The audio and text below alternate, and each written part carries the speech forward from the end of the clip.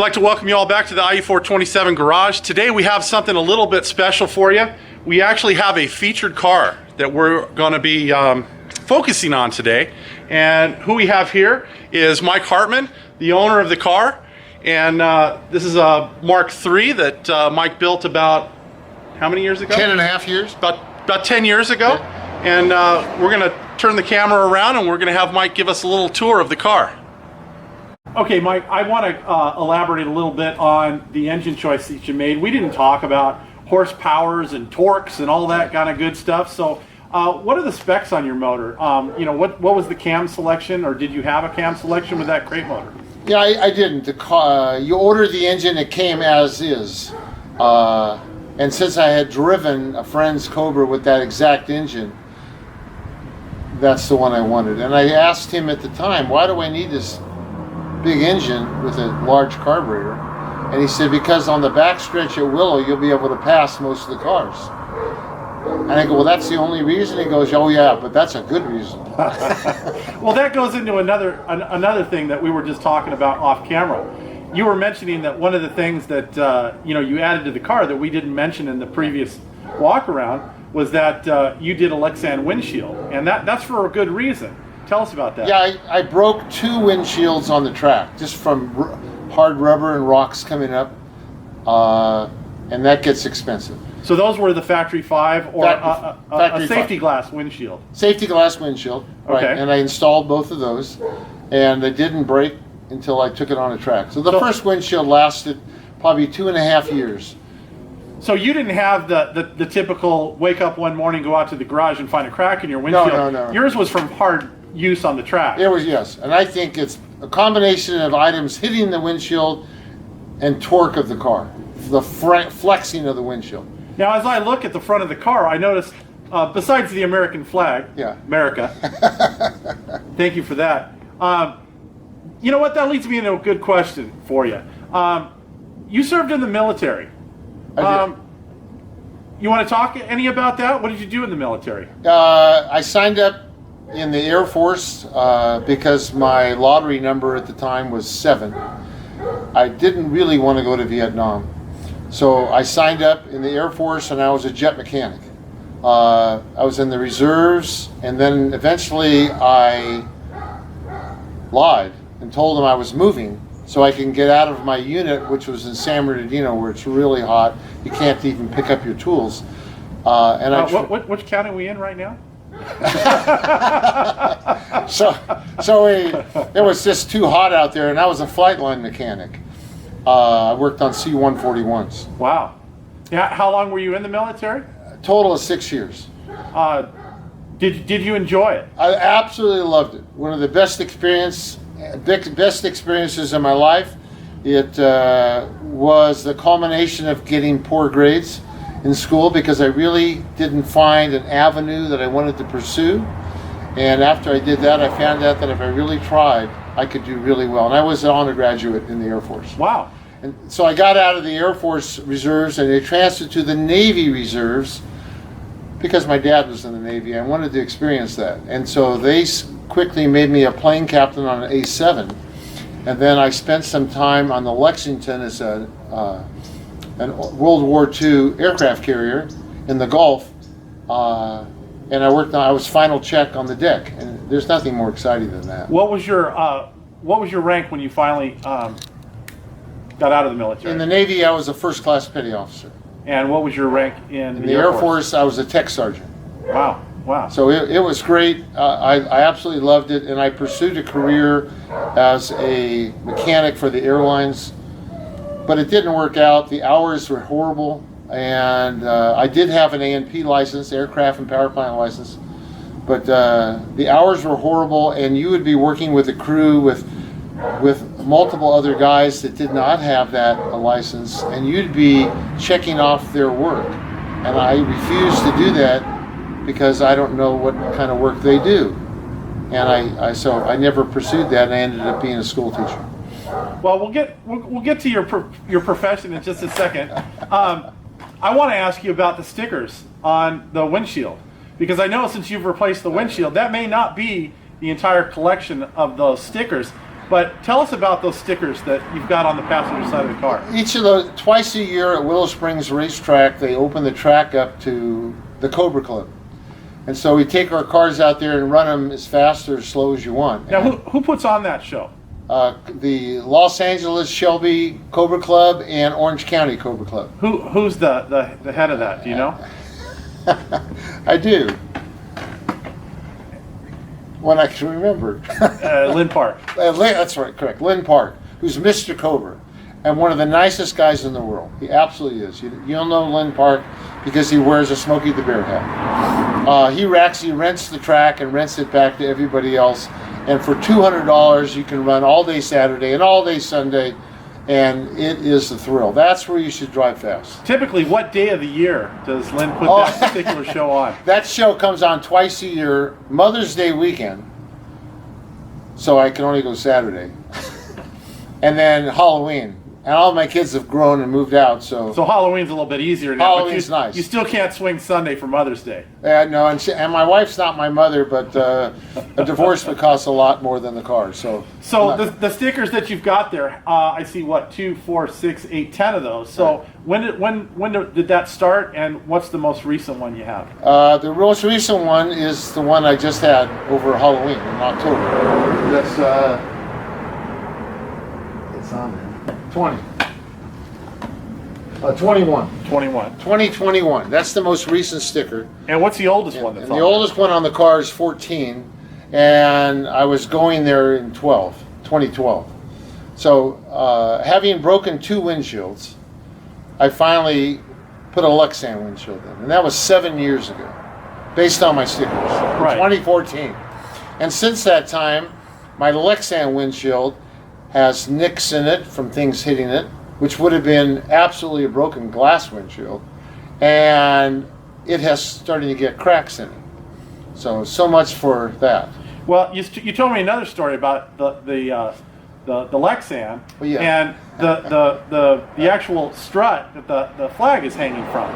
So elaborate a little bit on that and why the strut is there and what was your experience. Took out the glass windshield and put in the Lexan windshield. It's great, but it's really quite flexible. On the front straight at Willow Springs, I was doing, 140, and the windshield actually bows in, catches air, and pushes up on that top windshield frame, and the bottom of the windshield came out. My brakes work really well. Now, did it do any damage to the car? Did the Lexan hit the top of the bodywork or anything like that? It did no damage to the car. That was the last time I drove it. And then I had to get the support, that rod, and what it does is it pinches the top of the windshield with the bottom of the windshield and brings it together, and that hasn't happened since. Very good. Very good. Yeah, all these little things happen that would never happen if you drive it on the street every day. Now, that brings us to another good question. A lot of guys are hesitant. I can attest to this. You spend a lot of hard-earned money on a paint job, and then you take it on the road, and that first nick you get in the paint is one of the worst feelings that you can have in the world. Your car has, let's call it, patina. It's a well-used, it's a driven car. What's been your experience? For the first 2 years driving the car, no one would park near it. I would stand by it when it was not in my garage. I protected it more than probably my wife. And I took it to the Factory 5 car show and won Best Roadster. And I accumulated quite a bit of trophies. Now, when you say the Factory 5 show, are you referring to the one here in Huntington Beach? Yes. Are you referring to the one back in Massachusetts? the one in Huntington Beach. Okay. And that was excellent. And on their website, you can still go back in 2011 and you see my picture shaking Dave's hand. It's sort of neat. That's awesome. But I accumulated a lot of trophies from a lot of car shows, but that's not why I built the car. And so my wife starts saying, "Oh, great, another trophy? Where are we going to put that?" And I thought, that's the last car show I went to. So now they're in the garage somewhere, and now I track the car. So it's been on every track, and I took it to the London Cobra Show and ran it at Mid-Ohio.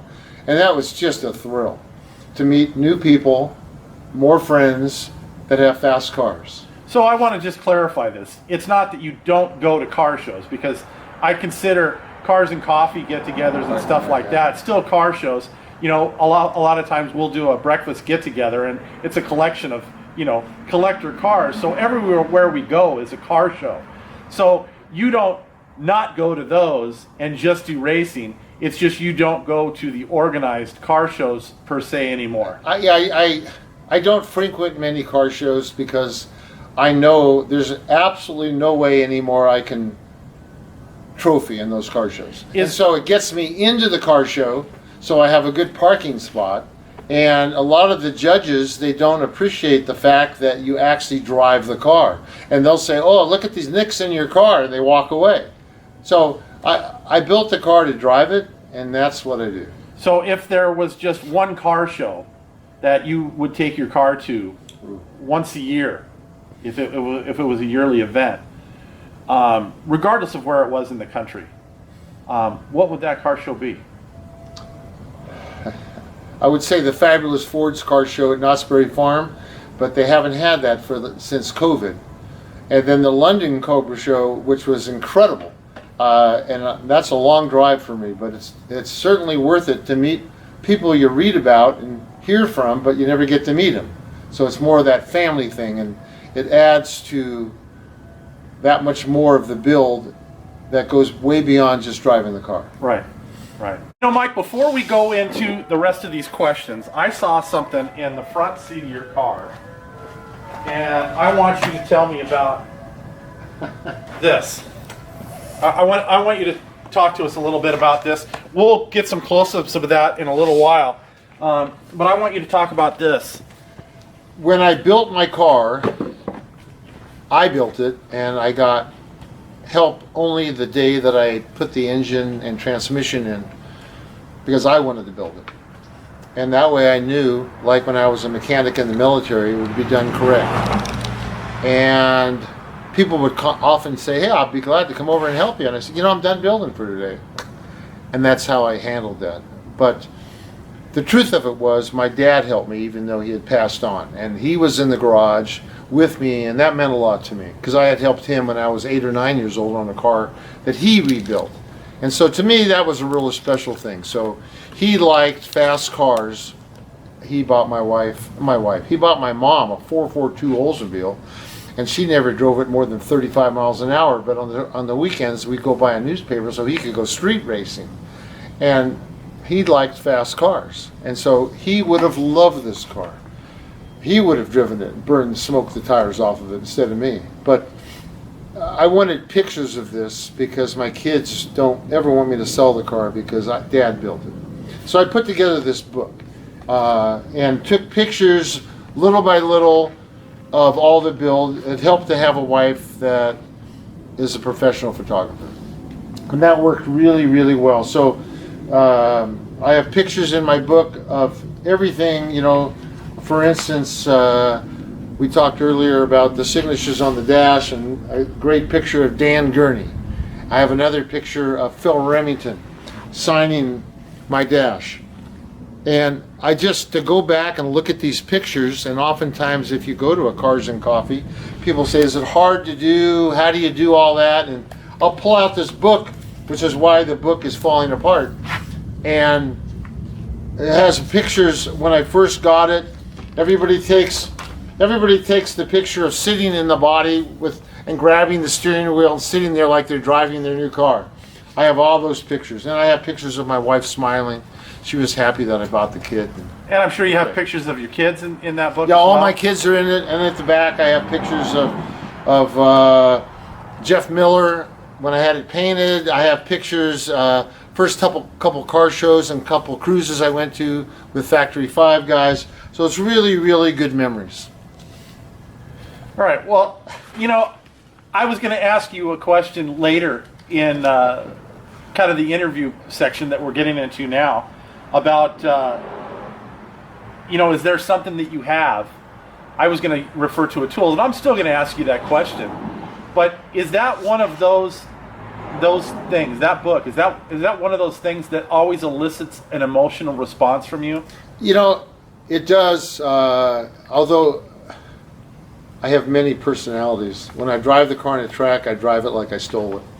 And I don't abuse it, but I drive it really hard.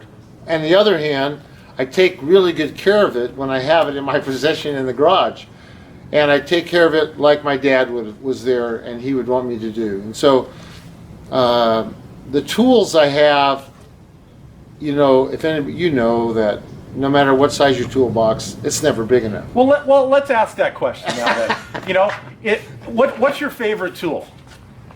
You know, I don't really have a favorite tool. My favorite tool is the tool I'm using at the time because it's my favorite because I didn't have to go down and buy one. Let's take it from a different perspective. What's the tool that you tend to use the most? Is it a ratchet?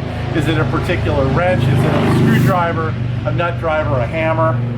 The tool I probably use the most working on my car is one of the many tools I borrowed as a mechanic in the military. A swivel head 3/8 drive ratchet, and it is just taking care of me like my safety wire pliers took care of me. Now, is that going to be your oldest tool? Oh no, my tool. I have as a young kid, my dad, who also was in the Navy and was a machinist, he has his toolbox. It's an old Kennedy toolbox, and it has his name on it from the Navy. And as a young kid, he would always say, "Don't go in my toolbox." I still don't go in his toolbox. But that toolbox is like him being there in the garage. So to me, that means a lot to me. And there's things in there that he used that are special to him. And that's just opening up his world when I go into it.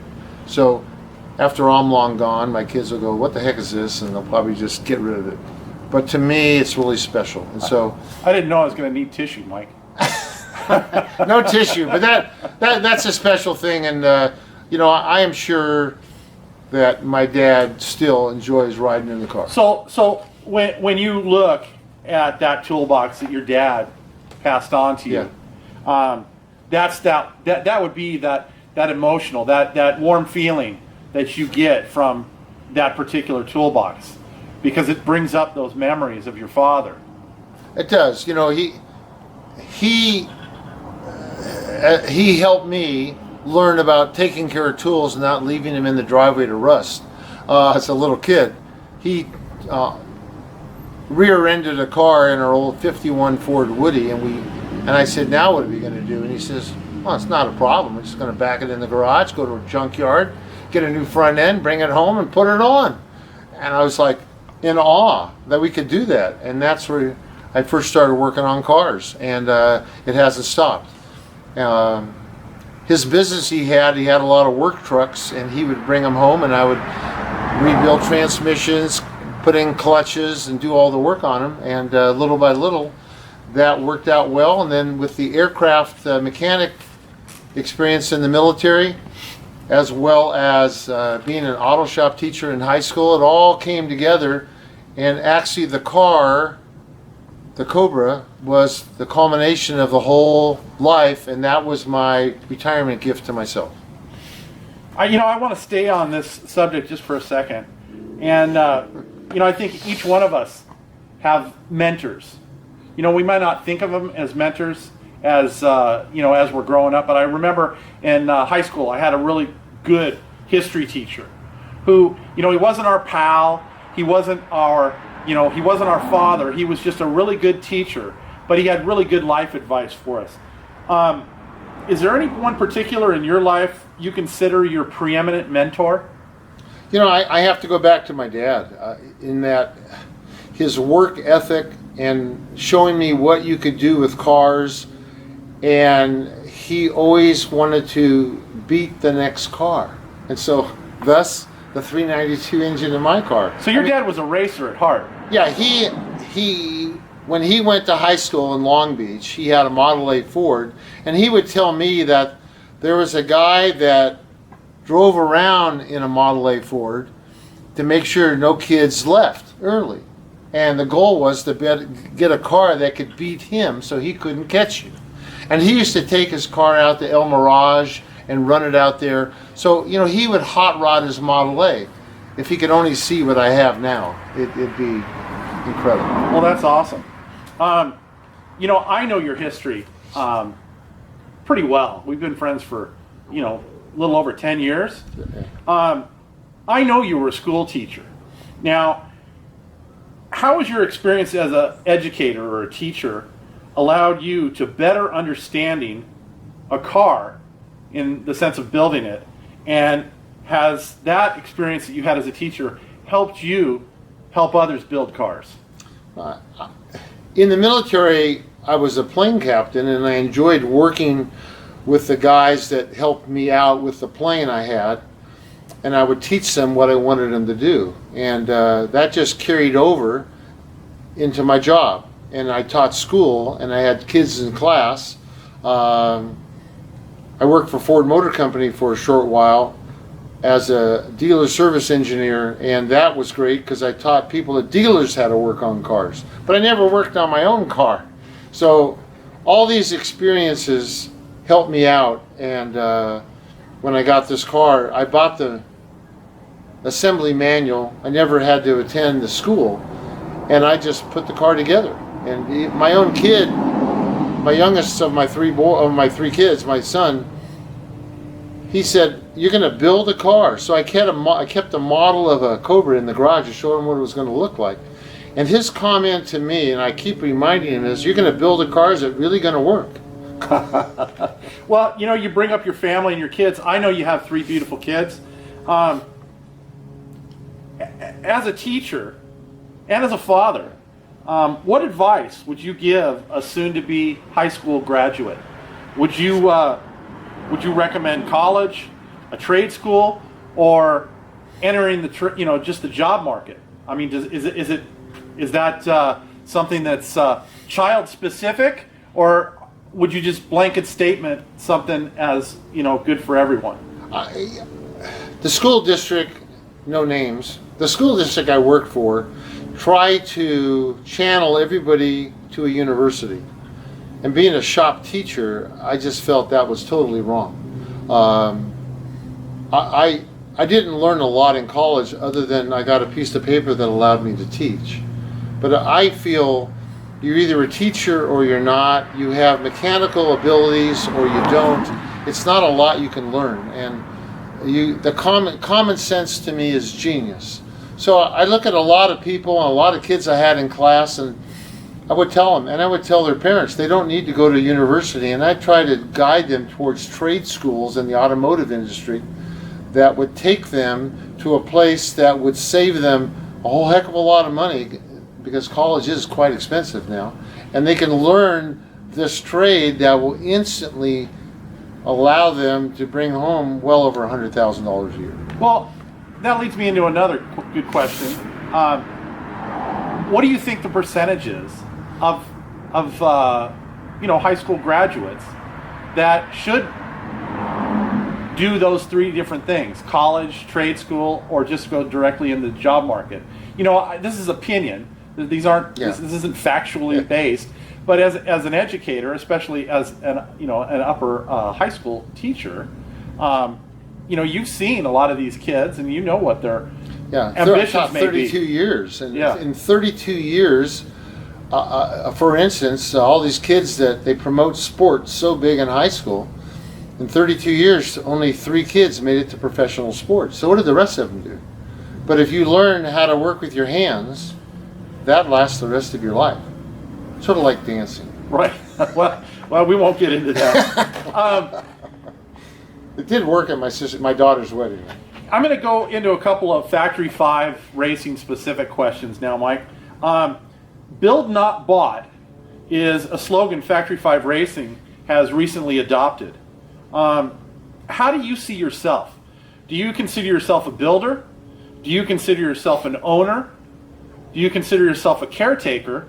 Or is there possibly something else that describes you and your Factory 5 Mark III? And I would answer that by just saying yes, I am.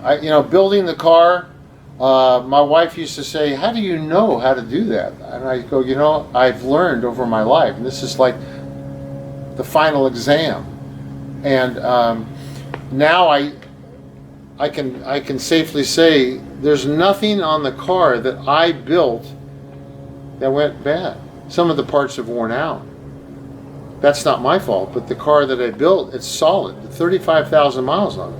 I would drive it across the country tomorrow, but I look at it as I help out people when I'm there. If I'm at a Cars and Coffee and someone's building a car, they'll share with me, they'll tell me where they live, and if I have that free time, I'll go over and just sort of help them out and get them through that rough patch of building a car. So with that, what was the most intimidating part of building a car from the ground up? I understand that you had experience as a mechanic in the armed forces, and you had experience at Ford Motor Company as a service person. But how was that, just having all these boxes and this chassis and this body just dumped in your driveway? It's when this 18-wheeler backed up to my house and dropped it off, and then they carried all the boxes into my garage, and they wheeled the car into my garage on the frame, and then I put it up on jack stands. I was so excited, and then I realized the job I had just undertaken, that I had a lot of work to do. But I absolutely love it. It's not work at all, and I love it to death. Building the car, the only thing I had not done in the experience I had was electrical work. So I talked to Frank, and to Frank, it was like making chocolate milk. It was like nothing, and to me it was like, wow, this is great, although I could read a schematic.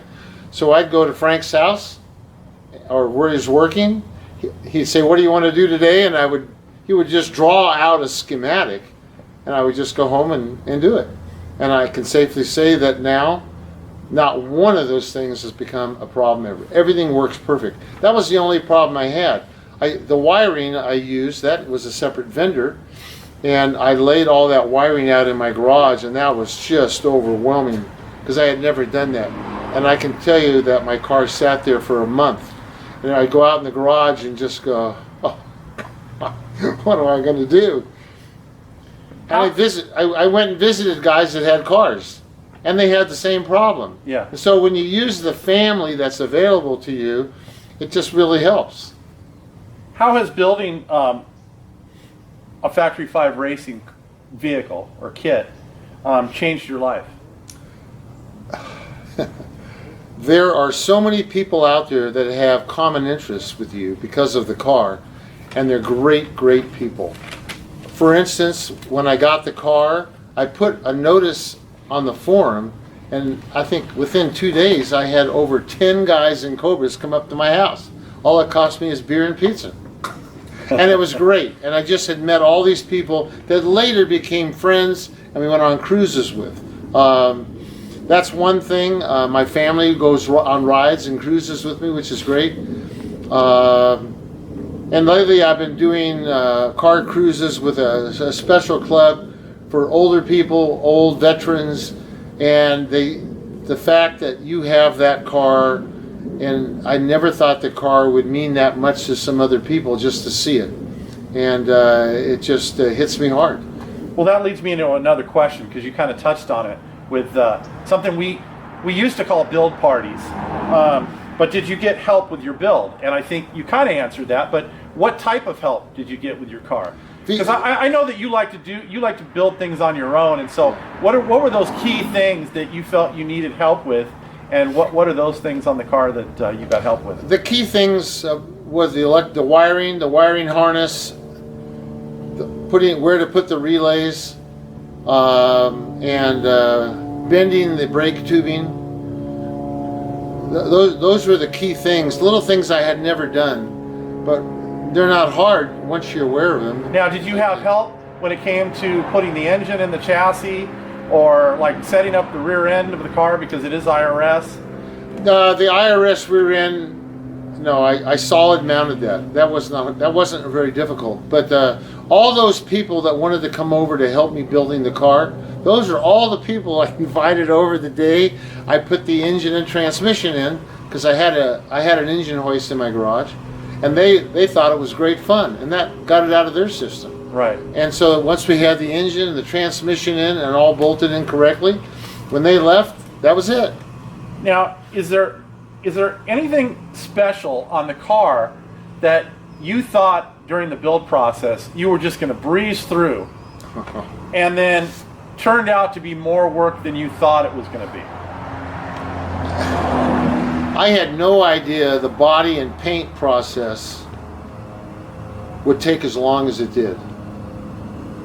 I wasn't aware of that. And the carpeting, I never did carpeting because that was the business my father was in. And if he could have put the carpet in this car, that would have been a beautiful thing. But he was not around to do that.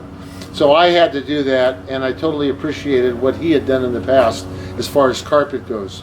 But assembling the car, I really never had any problem other than finding the time to build it in the garage. So time was your biggest restriction?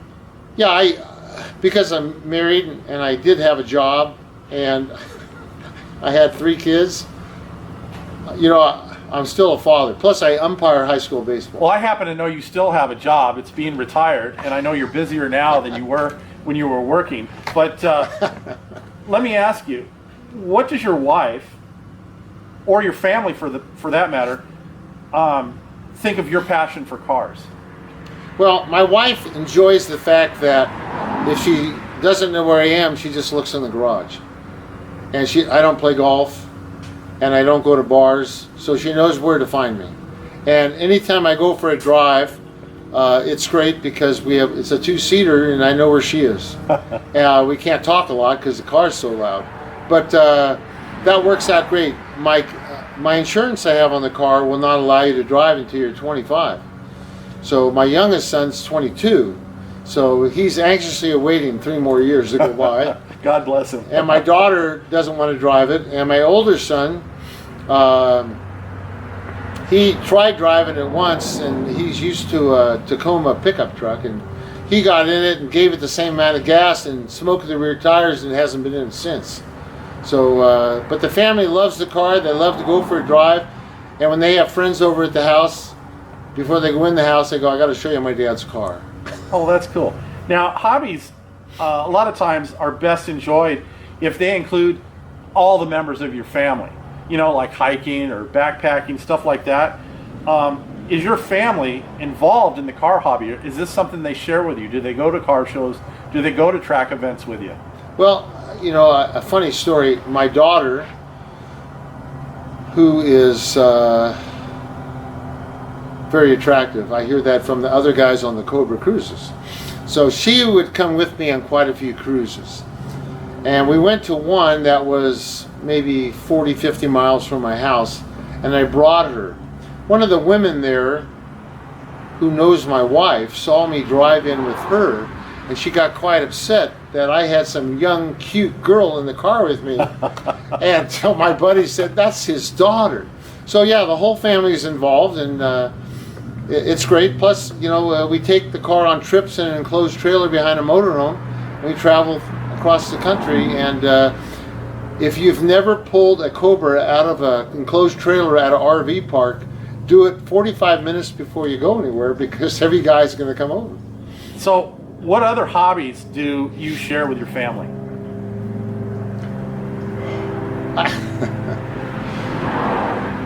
Really, I assist them in what they're doing. I try to become involved in what they're doing. My younger son has cars. I mean, currently he's 22 and he's working on his 8th car. So he's learned how to work on cars. He's doing quite well. My daughter likes to go for drives. My wife's always welcome to, but she does photography, so she takes lots of pictures of the cars. And my older son lives in Texas, so he doesn't get a chance to do that. Well, that's going to nix my next question. because I was going to ask you, where do all those hobbies rate on your scale of importance in regards to your car hobby? I think I can honestly say my favorite hobby is the one I'm doing at the time. Okay, well that's fair enough. But when I open up the garage and look in there and see my Cobra, I just think, wow, I need to exercise my car. Now, I know the answer to this next question, but I'm not going to give it away. Do you consider yourself an obsessive person? I don't consider myself obsessive. My wife might. But on the other hand, the 25 years we've been married, she's never had to get her car repaired by anybody other than me. So, and none of our cars have ever broken down. So she's pretty happy about that and doesn't ask questions. Well, I think that's going to kind of answer my next question, which is, can you walk away from an unfinished project for an extended length of time? And if so, how long would that be? Well, when I was building the car in the garage, prior to getting the car, I put lights in the garage. I got it all set up thinking I'm going to be working on it during the day and after dinner at night. And it didn't happen. So I'm proud to say it took me a year and a half to build the car, and I'm still married, because it's my feeling the divorce would have cost me far more than the car. What again, I know the answer to some of these questions, but what other cool collector cars or vehicles do you have or own? Well, these could include cars that your kids have. You know,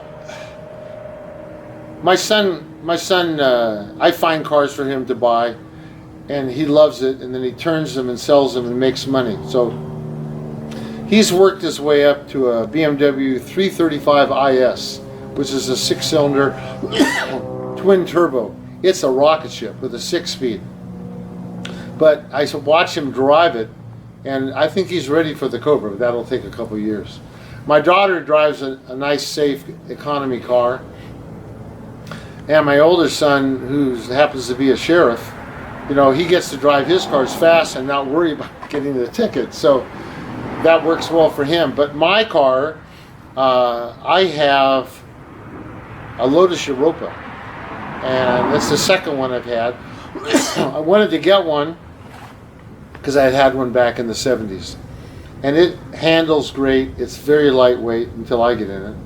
And power to weight ratio is over the top. And so I love driving that car.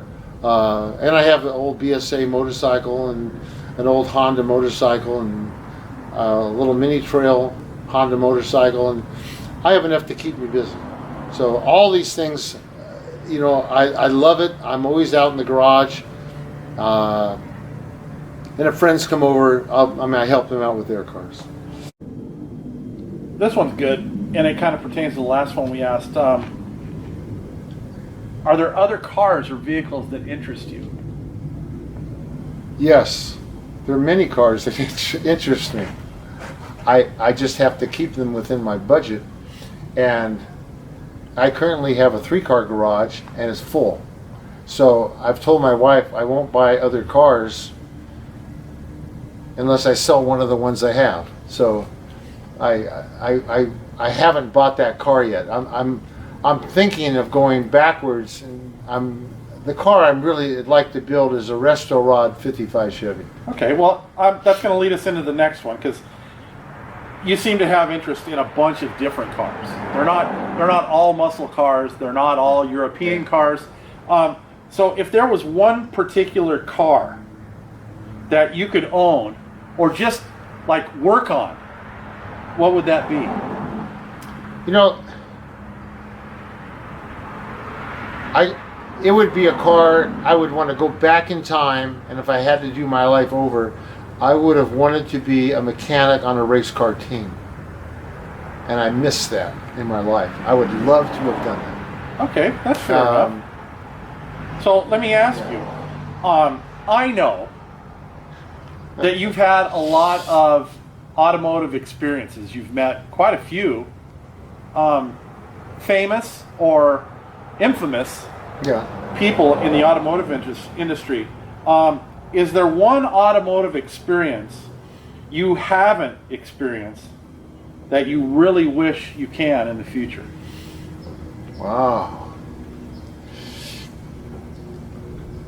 My visit with Dan Gurney was pretty impressive, and visiting his shop, and my wife telling me, honey, we've been here a long time, maybe we should go. And I thought, maybe you should go. but and Phil Remington talking about suspension systems, and it's just not really. I've run into a lot of people, the people on TV, and Jeff Kindig I met at SEMA, and we talked for a half hour. I mean, just the nicest guy. And these people have so much knowledge. I just want to go by where they work and just sit there and I can absorb this information. I just feel you can't get it any place but talking to these people. Okay, let me ask you, are there any things that you would do differently if you were to build that car today versus when you built it? When I built this car, I wanted to build it to where there was no item when I was finished building it that I say, I wish I would have. I did it the first time. And it cost me a lot of money. And I told my wife the cost of each item was actually half of what it really cost. So, well, do you worry that maybe she's going to see this video and know that now? It's too late. So, there's nothing on the car. I just, since the time I built this car and the new IRS is quite a bit better. I probably would not put as large an engine in it, and I would buy a Gen 3 Daytona because I feel that'd be safer on a track. I don't like driving an open car on a track. Even though I wear a helmet, arm restraints, Hans device, I just feel it's not as safe. I don't have a second roll bar because I wanted the car when I built it to look as much like an original as possible. And the funny story I tell is people say, well, what would you say to your wife? She said she's not going to drive in your car because you don't have a second roll bar. I would say, I'm sure going to miss you.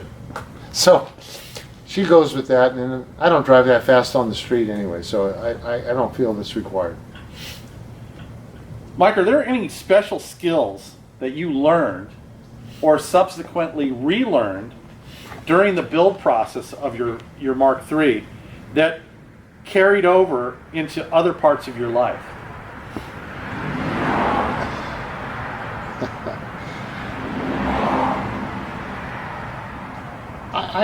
A couple things in the car, doing some of the sheet metal work, that has helped, and that's come in handy around my house. Carpeting has come in handy around my house, but not really a lot. It's come in handy saving my family money when I'm working on their cars. But I've really learned that the car is much more than just a car, and to a lot of people it just brings a smile to their face and makes their day incredible. Oftentimes I read, oftentimes on the forum, people come up to people and say, is that car real? If a person has to ask you, they don't know. So what I tell them is, it's real. And they just get so excited, it makes their day, and you're not going to see them again anyway, so who the heck cares? And so to me, that's how I handle that. If a person comes up and says, that's a factory 5, who built it, then that appreciation factor is just as great as the fact that I told the other guy and didn't tell him the truth, but it was real. Okay, well, does your car have a name? Mr. And if so, what's the name, and how did you come upon that name? Well, most cars have a female name. This is not a female car. I mean, this car has cojones. So I named my car, going with the color, Mr. Blueberry, which takes me back as a little kid and my kids. There's a story called Mr. Blueberry, and it was a kid that thought a whale lived in the family fountain in front of the house. and they named the whale Mr. Blueberry, and that's the name of my car. Well, that's cool. What's been your neighbor's reaction to the car, your neighborhood reaction to the car? Has it been positive, negative? Does it interest any of them? And do any of them complain when you start the car up at about 5 in the morning to take off to Cars and Coffee? That's another funny story. When the 18-wheeler came into my neighborhood, nobody had a clue what was going on, and they saw this car. So again, I kept the model of the car in the garage, and only 1 or 2 of the guys in my neighborhood ever came over and said, "What the heck are you doing?" And they go, "Really, you're building a car?" I said, "Yeah," and that was great. But then when I started driving the car and they heard me take off, I don't know, I would start it up in gear because I don't have a neutral switch on my clutch, and just immediately idle out of my neighborhood because it's early. Later that day, they'd come by and say, "Hey, where'd you go today?" And they would hear me leave. But that's not, I just feel that comes with the territory.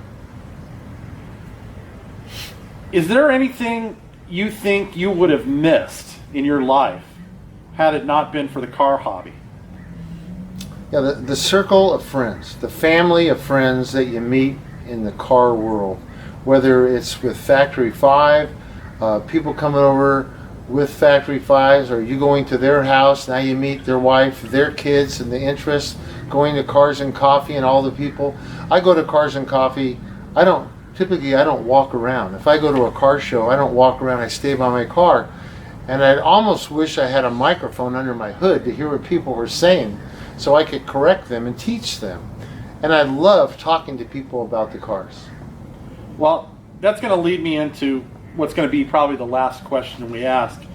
And that is, when we talk about these cars, we talk about the Factory 5 family and how it's the cars that bring us all together.